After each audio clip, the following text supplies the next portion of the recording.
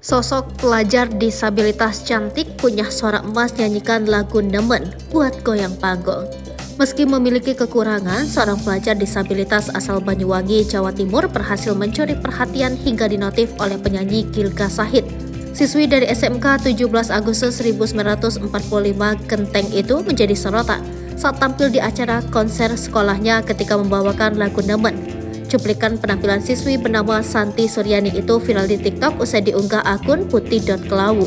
Dalam unggahan itu tampak penampilan Santi Suryani yang sedang bernyanyi di atas panggung dalam rangka memperingati HUT ke-78 RI.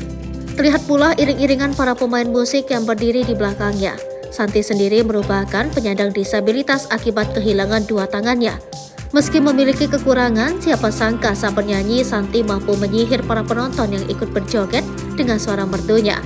Tampak ratusan pelajar yang masih mengenakan seragam itu turun ke tengah lapangan dan asik berjoget diiringi suara Santi.